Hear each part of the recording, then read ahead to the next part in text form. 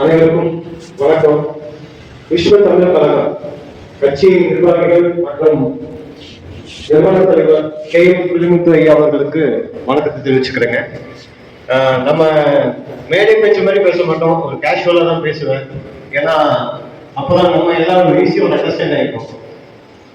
இப்போ இந்த விஸ்வ தமிழ் கழகம் நிறுவன தலைவர் அவர்கள் வந்து நான் சேலம் மாவட்டத்துல தேர்தல் கூட்டணி விஷயமா ஒரு பிறந்தநாள் அன்னைக்கு வந்து பேசினேன், பார்த்து அறிமுகமான ஐயாவுடைய செயல்பாடுகள் எல்லாமே தொடர்ந்து கவனிச்சுட்டு அவருடைய வாட்ஸ்அப்ல தான் நாங்க அதிகமா பேசிட்டு இருந்தோம், கூகுள் மீட்ல பேசிட்டு இருந்தோம். அதுக்கப்புறம் அவரோட பிறந்தநாள் அன்னைக்கு நேரில் சந்திச்சோம்.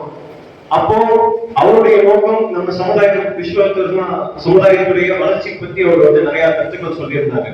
சோ அந்த கருத்துக்கள் வந்து ஒரு ஏற்கக்கூடிய ஒரு கருத்து தான். அதுல என்னென்ன வளர்ச்சி அப்படிங்கிற பணிகள் அப்படிங்கிற விஷயங்கள் வந்து நாங்க எங்க கட்சியின் சார்பையும் அவருக்கு முழு ஆதரவு கொடுத்து செயல்படுத்தான் இருக்கோம். இப்போ இந்த தேர்தல் காலத்துல நாங்க முக்கியமா கூட்டணி வச்சிருக்கிறதுக்கு காரணம் என்னன்னு கேட்டீங்கன்னா, ஒவ்வொரு தேர்தல் காலத்திலயுமே ஒரு 23 அரசியல் கட்சிகள், இப்ப தமிழ்நாட்டுல கேட்டீங்கன்னா ஒரு 4 முக்கிய அரசியல் கட்சிகள், அவங்களுடைய தலைமையில தான் எல்லாமே வந்து அவங்களுடைய கண்ட்ரோல்ல தான் இருக்கும்.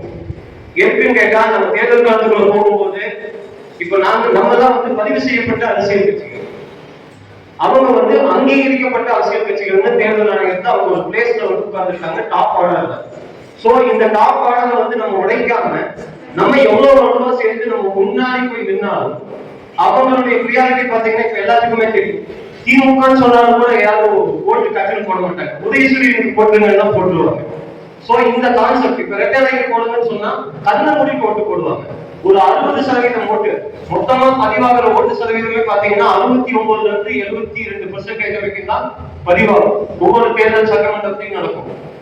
இதை வந்து பாத்தீங்கன்னா 60% ஓட்டுமே இந்த சின்னத்தின் அடிப்படையில் வருது. இதை நம்ம எப்படி பிரேக் பண்ணாம நம்ம எப்படி அடுத்த கட்ட நகர்வு நோக்கி இப்ப நம்ம எல்லாருமே ஒவ்வொருத்தரும் பொருளாதாரத்துல எல்லாரும் செலவு செஞ்சுதான் ஒவ்வொரு தேர்தல் காலத்தையுமே பேஸ் பண்றோம். சோ இதை வந்து நம்ம எப்படி உடைக்கலாம்னு சொல்லி ஐயா கிட்ட ஆலோசனை எல்லாம் பண்ணோம். ஐயாவும் சில கருத்துக்கள் சொன்னாரு. அதை முன்னிலைப்படுத்தி ஒரு 19 கட்சிகள் ஒன்றிணைந்து தேர்தல் ஆணையரை வந்து நேரடியா சந்திச்சோம். தலைமைச் செயலர் பிப்ரவரி 3ஆம் தேதி சந்திச்சு முதல் கோரிக்கையா வந்து சின்ன முடக்குவது தொடர்பான முதல் கோரிக்கையை முன் வச்சோம். தேர்தல் வேட்புமனுல தான் ஒரு வேட்பாளர் சின்னத்தை தேர்வு செய்யணுங்கிற விஷயத்தை நாங்க முன்னிலைப்படுத்தினோம். பயோமெட்ரிக் சிஸ்டம் சொல்லுவாங்க, ஏன்னா இப்ப SIR படிவம் வந்துருச்சு, அதுல வந்து எல்லாரும் ஆதார் எண்ணை இணைச்சிட்டோம். சோ பயோமெட்ரிக் படிவம் எதுக்குன்னு கேட்டா, இந்த பூத் ஏஜென்ட் வந்து உள்ள இருக்கக்கூடாது. இந்த பணப்பட்டுவாளர்கள் இருக்க மொபைல் கொடுத்து வேட்பாளர்களுக்கு அந்த வாக்கு பெட்டியில பாத்தீங்கன்னா அகர வரிசையில எல்லாத்துடைய பெயரும் வரணும். சின்னம் அந்த கட்சியின் அடிப்படையில வரக்கூடாது. இப்ப வேட்பாளர் அடிப்படையில வரும்போது முதல்ல வந்து இந்த சின்னத்தை தவிர்த்து வேட்பாளர் யார் அப்படிங்கிறது தெரிஞ்சு வாக்களிப்பு முறை வரணும். ஏன்னா ஒரு சின்னமே வந்து சினிமால சொல்ற மாதிரி என் சின்னத்தை ஒரு குடும்பத்துக்கு நிக்க வச்சாலும் கூட ஜெயிக்க முடியும் அப்படின்னு ஒரு பெரிய கட்சி வந்து ஒரு ஆளுமையில சொல்றாங்கன்னு கேட்டா, அது வந்து நம்ம மக்களை அவமானப்படுத்தக்கூடிய ஒரு விஷயம். ஏன்னா நம்ம ஜனநாயகத்தினுடைய முதல் கடமை வாக்களிப்பது. அதை வந்து அவங்க எவ்வளவு எளிமையா வந்து அந்த ஒரு விஷயத்த அவங்களுடைய அரசியலுக்காக பயன்படுத்துறாங்க. முதல் அவங்க தொகுதியில யாரு வேட்பாளரா நிக்கிறாங்கிறது தெரியும். இப்ப ஐயா சுரேந்திரன் வந்து ஒரு வேட்பாளரா நிக்கிறாருன்னா அவர் சமுதாயத்துக்கு அவ்வளவு நற்பணி செஞ்சிருக்காரு.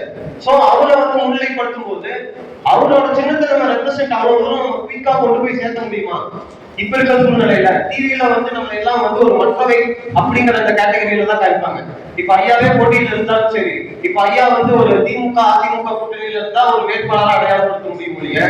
அவர் இல்லாம நம்ம வந்து ஒரு தனிப்பட்ட முறையில ஒரு வேட்பாளரா ஒரு கட்சி வேட்பாளரா நின்னாருன்னு சொன்னா அவரை வந்து கட்சி வேட்பாளரா காமிக்காம மற்றவைங்கிற அந்த கேட்டகரிக்குள்ள கொண்டு போவாங்க. மீடியாவும் இருக்கு ஒரு எப்படின்னு கேட்டா, இவங்க எல்லாமே எல்லா விஷயத்தையும் ஒரு கண்ட்ரோல்ல வச்சிருக்காங்க. யாருன்னு கேட்டீங்கன்னா திமுகவாகட்டும் அதிமுகவாகட்டும் பாஜகவாகட்டும் இவங்க எல்லாமே இவங்கதான் வெளியே தெரியல, இவங்க தெரியக்கூடாதுங்கிற ஒரு சூழ்நிலை உருவாக்கி இருக்காங்க. அது இந்த தேர்தல் காலத்துல முற்றுப்புள்ளி வைக்கிறதுக்காகவே இங்க வந்து மக்கள் முன்னேற்ற கூட்டணி 2.0 சொல்லி ஐயாவுடைய தலைமை ஆலோசனை வழிகாட்டுதலுக்கு வரல ஒரு 40 கட்சிகள் ஒன்றிணைஞ்சிருக்கோம். தமிழ்நாட்டுல மட்டும் 197 கட்சி இருக்கு, 197 தலைவர்கள் இருக்காங்க. யாருக்கு தெரியும்? இப்ப எங்களுக்கு 89 பதிவு பண்ண கட்சி, மகாராஷ்டிரால பதிவு பண்ண கட்சி தான். பட் இருப்பினும் அவர் ஒரு ஹைகோர்ட் அட்வொகேட். நீங்க என்ன செயல்படுத்துறீங்களோ செய்யுங்க தம்பி, நான் எப்பவுமே உங்களுக்கு துணையா இருப்பேன். உங்க முடிவு தான், நான் எந்த ஒரு விஷயத்தையும் தலையிட மாட்டேன். இன்னைக்கு போய் சின்ன முடக்குவது தொடர்பான ஒரு சின்ன ஒரு கருத்து கூட அவர் எனக்கு எதிர்மறை தெரிவிக்கல. என்னன்னு கேட்டா நம்மளுடைய கொள்கை சரியா இருக்கிறனால. நான் ஒரு 5 முறை தேர்தலில் போட்டிட்டு இருக்கேன். ஒரு முறை பாத்தீங்கன்னா 13-15 சுயேட்சை வேட்பாளர் ஒட்டுக்கா சேர்ந்து கூட்டணியை நிக்க வச்சு பார்த்தேன். எப்படி இந்த தேர்தல் எப்படி போகுதுன்னு. ஆனா நம்ம இப்ப எடுத்திருக்க இந்த முயற்சி ஐயாவுக்கு முழு ஆதரவு நம்ம சமூகம் கொடுக்கும் பட்சத்துல ஆட்டோமேட்டிக்கா இந்த கூட்டணியும் சரி, விஸ்வத்தமிழ் கழகமும் சரி, சட்டமன்றத்துல அவர்களுடைய குரல் எதிரொலிக்கிற மாதிரி ஒரு சூழ்நிலை வரும். அதற்கு நீங்க எல்லாருமே ஒரு ஒத்துழைப்பு கொடுப்பீங்கன்னு நம்புறேன். நன்றி, வணக்கம்.